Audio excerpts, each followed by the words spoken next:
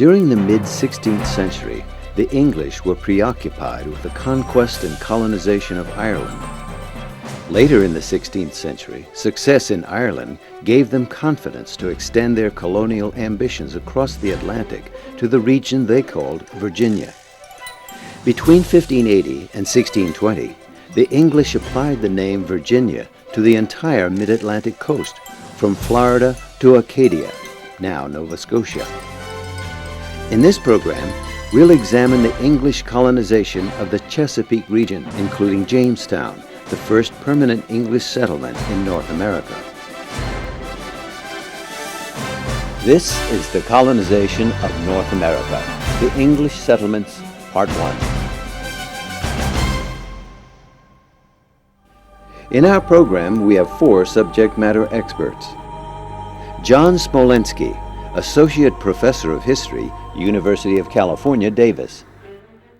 One of the most significant conflicts between the Indians and the English in America from very early on was over land. Alan Taylor, Professor of History, University of California, Davis, and author of American Colonies.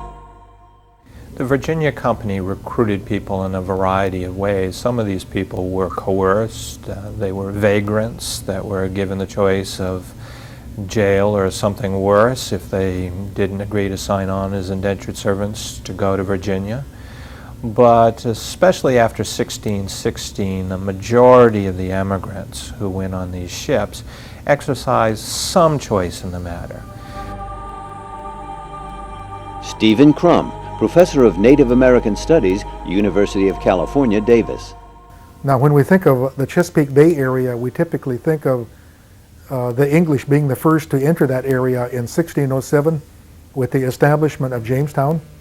That was the first permanent English settlement in that region. But on the other hand, European people had entered this part of the world years earlier. Karen Ordahl Kupperman, Silver Professor of History, New York University, and author of Indians and English. The idea of Roanoke was that it was going to be a base for English privateers. As England and Spain were at war, and the English government licensed ship owners to go after Spanish ships.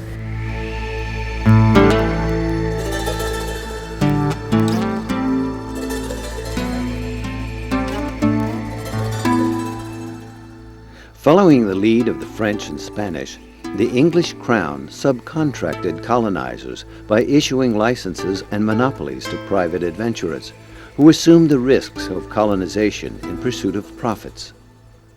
In 1585, Sir Walter Raleigh, who had been given the exclusive monopoly on colonization in North America, he, in theory, had sole right, at least in English law, to colonize from Florida to Newfoundland. Sir Walter Raleigh was one of the West Country men. They were a group of gentry from the western counties of England. They were people who had quite a bit of experience in war in Ireland.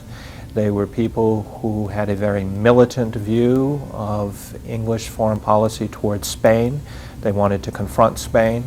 And Raleigh in particular thought the way to weaken the Spanish Empire and to build an English empire was to develop colonies in the region known as Virginia, which in the 1580s the English imagined as the entire Atlantic seaboard. But he became especially interested in the coasts that we now call North Carolina and Virginia. These early entrepreneurs knew that colonial trade was the key to imperial power. Sir Walter Raleigh had this to say: "He that commands the sea commands the trade, and he that is lord of the trade of the world is lord of the wealth of the world."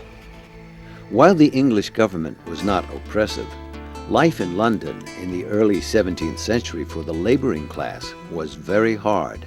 Most of the English immigrants who came to America in the 17th century came not because of the pull of the New World, but rather because of the push of 17th century England. London was a sprawling and frightening metropolis, notorious for filth, poverty, fires, and crime. The growing population faced two evils. One, a high rate of unemployment, and two, higher costs for food and clothing. There were very large numbers of people who were called masterless men or sturdy beggars. They were people who didn't have steady employment. And indeed, many of them were very hungry, and some of them took to crime. The West Countrymen had a solution: migrate to a new colony in Virginia. And so these property people found appealing the proposition that perhaps colonies could be developed in Virginia, in which they could ship some of these sturdy beggars to the West and put them to work on plantations where they could be raising crops or operating mines, or at the very least engaging in piracy against the Spanish, all of which would generate commodities that the motherland needed. The climate of the new land would make it possible to grow crops that could not be raised at home. Colonial plantations could improve England's balance of trade with other nations.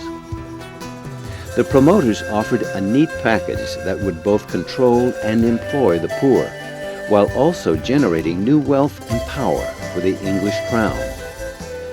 The English were acquainted with what has been called the Black Legend of Spanish colonization, with the belief that all Spanish colonization in the Americas was brutal, bloodthirsty, exploitative. This belief that the Spanish treated all the Indians uniformly with contempt and violence.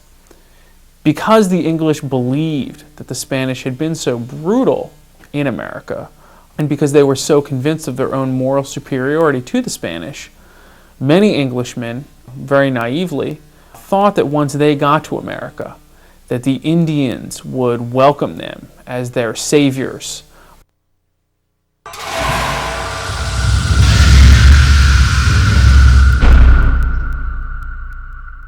In 1585, Sir Walter Raleigh sent about 100 colonists, all of them men, across the Atlantic to settle in Roanoke, a small island on the North Carolina coast, then, of course, part of Virginia. Flagship of this expedition ran aground on the Outer Banks because, in fact, although they thought that it was a deep water port, it was in fact a very shallow approach to the Outer Banks. So their food supply, intended to carry them through the first year, was spoiled.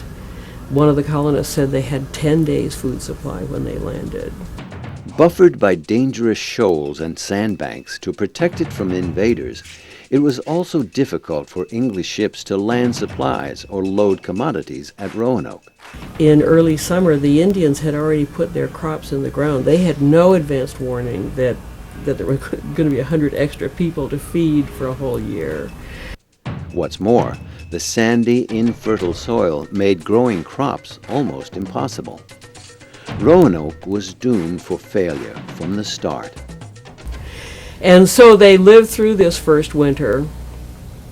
The relationship with the Indians deteriorated, as it could have been predicted. And at the end, there was a preemptive strike on the part of the English because they thought Wingina, the chief of the Roanokes, was conspiring to wipe them out. We'll never know what the real situation was, but by the time Sir Francis Drake came to the colony early in 1586, expecting to use it as the base that it had been intended for, he found that things were so bad he had no choice but simply to take everyone home.